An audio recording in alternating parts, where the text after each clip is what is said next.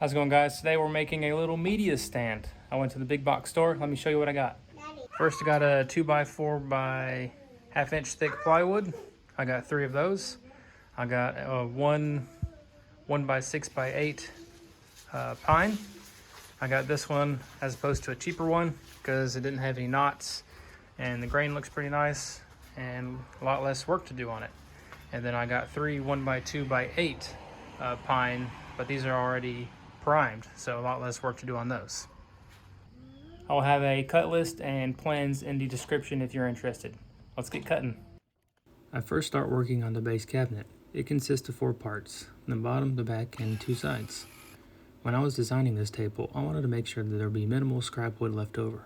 For example, you'll see on the doors. Instead of the trim being 1/4 inch or 1/8 inch, I used the 1/2 inch plywood that's left over from these cuts. The shelves also use the same 1/2 inch plywood, but it may be better using 3/4 inch or something like that. So feel free to make any adjustments that best suit your needs. So I got all 4 of my pieces cut here and ready to assemble. I had to glue and clamp this one right here because it had like a little split in there somehow. So I'll move that to the outside and deal with it when it dries. But don't let that stop us. Let's keep moving. I laid out all 4 pieces to help me visualize where each piece goes and make sure they all fit into place. I attached them with wood glue and 3/4 inch brad nails. I'm not quite sure if I used enough.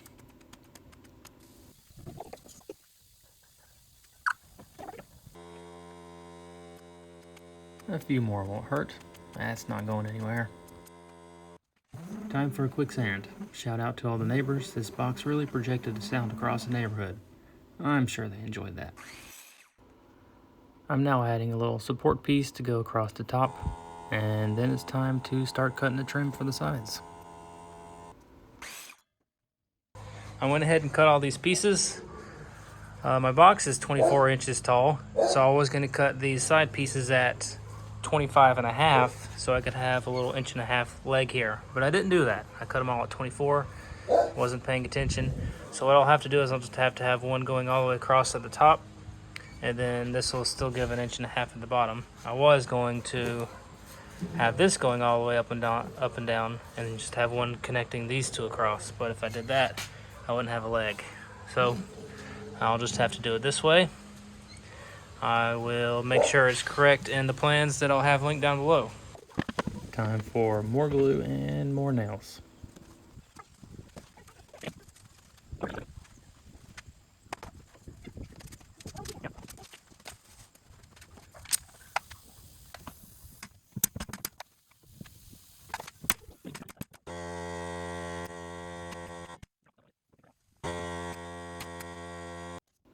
Now it's time for the top. You may want to consider doing this first, as it will take time for the glue to dry. I cut 4 boards just shy of 24 inches long. Now it's time to say hello to the shorts people. Have your clamps and towels ready. Pick out the sides you want to be on top and glue it up. Clamp everything down, but make sure the clamps aren't too tight, as they can leave a bad impression. Wipe up any glue that squeezes out. I use some scrap wood to clamp the middle down, just to make sure there's no bow in the top, and let it dry overnight.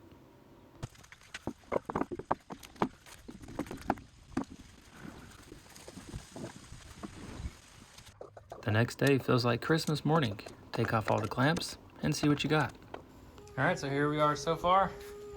We got the sides done. Got the little front pieces done. The top is not on, but it's on. Yeah. So I guess still got to stand the top. I'm going to take a little bit off of each edge here because it's not 100% true. I got a little mark right here from the clamp. And then this back part, which it needs to be trimmed anyway, has a little crack right there. So I'll be cutting off a couple inches right there, which would be just where I needed to be anyway. So let's do that. Straightening up the edges, I forgot to change the depth of the blade. Solid.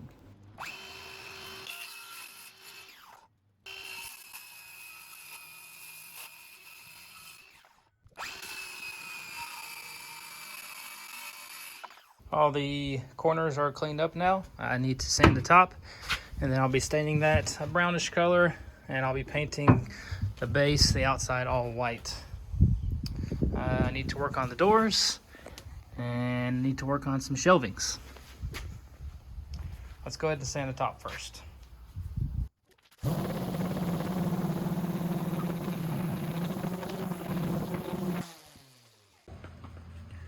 I was able to find these hinges for $1. It wouldn't be my first choice, but this is what I'm going to use. So it requires to be installed on the outside of a face frame. So I'll have to install this piece on the bottom down here, and I also need to fill in this gap right here. So let's do that.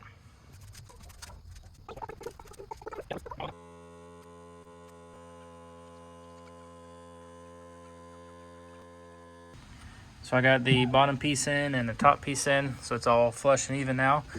For the doors, I'll be using the same plywood as I used here, 1/2 inch. So I'll cut these down to size. And I'll be making like the shaker style, so then I'll use some more 1/2 inch plywood for the little strips to go around the side. It'd be better if you had 1/4 inch, but I'm just using what I have instead of having to go buy a whole bunch of other material. I just use what I have, and we can see how it looks like. Let's get started on those.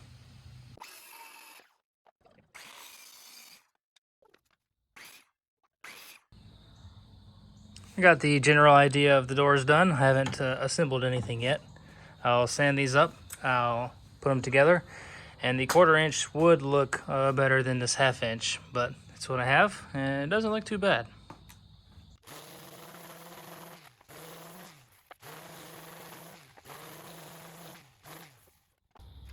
One thing you got to keep in mind when you're sanding plywood is the top finish part of it is very, very, very thin.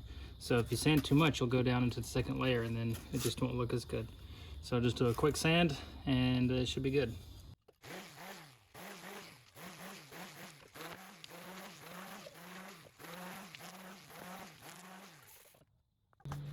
Time to glue it up.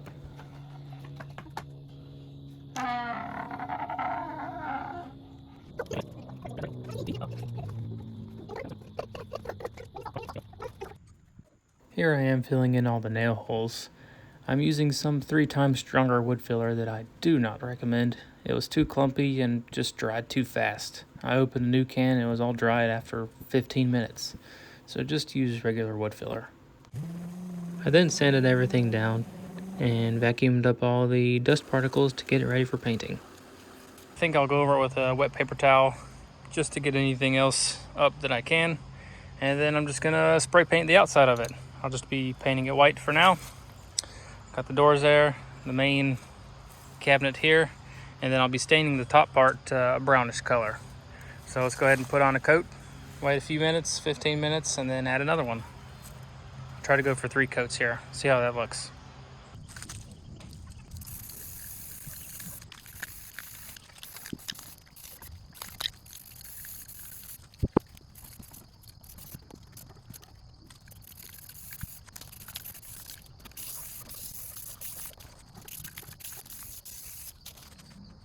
I'm going to stain the top now. I went ahead and went around the edges with 120 grit sandpaper just to get just a little bit of a round over there, so it's not going to be too sharp. I'll be staining it with this Minwax Red Mahogany 225.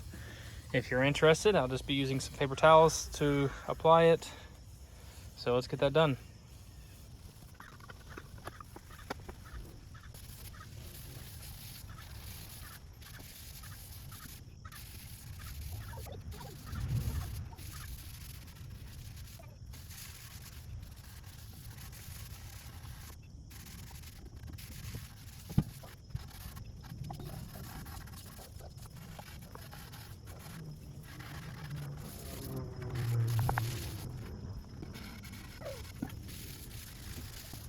Here it is. It definitely looks a lot different with the grain poking through a little better now.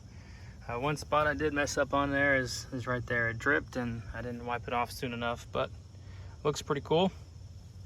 Now I got to let this dry and apply some finish to it. Let's work on a shelf. I got a piece of scrap plywood left over, so I just drilled a 1/4 inch hole at the top to fit the 1/4 inch shelving pins. I'll just line it up in here and drill a hole right here on the other side and do the other side so all 4 holes will match. I put a piece of tape on my drill bit here showing where I need to stop drilling just to make sure I don't drill through the sides, because the sides are made out of the same 1/2-inch plywood. So I'll be drilling through about that much, enough to put the pin in, but not go through the side, and plus a little extra insurance space. So let's get that done.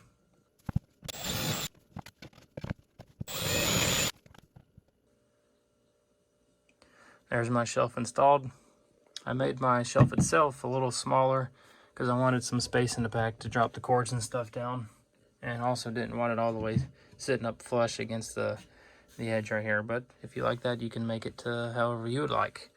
So now I'm going to make a little hole in the back for the power cords and stuff to go out. The biggest thing I have is this 1.25 inch bit here, so I'll just make one kind of in the middle, maybe 3 or 4 inches up from the bottom. Might be a little small, but if it is, I can fix that later. So now I'm going to put the doors on.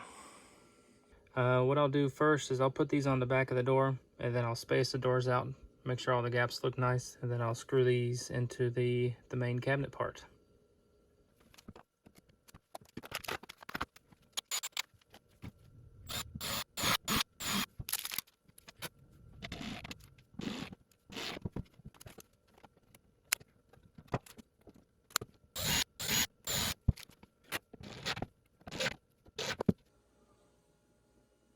I got the hinges put on there, and when I did, it closed up this gap pretty tight, so it sticks kind of hard. So what I'm thinking I'm going to do is, I got some unused popsicle sticks here, so I'm going to open this up, tape it to the inside, and then I'll put them back in place, and hopefully that'll help keep a little gap in between here.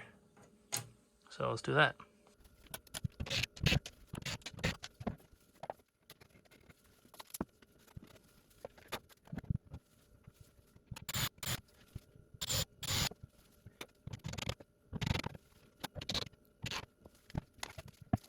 There, that's better. Nice. It's actually a pretty good even gap right there. And doors open without hitting each other.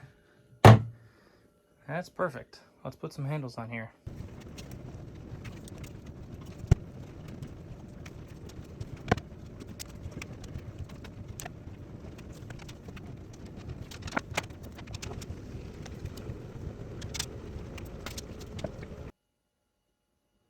Well, I got the handles on there, and I put the top on just to see what it looks like.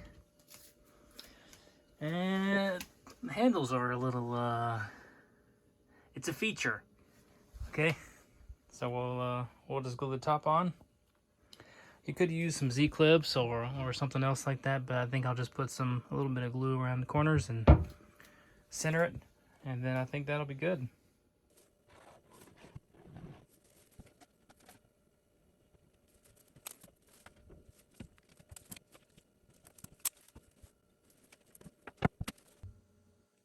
The glue has dried, the top is secure, so now it's time to put on a protective finish. I'll be using this Minwax polyacrylic. It's water-based, so it's not going to be stinking up inside.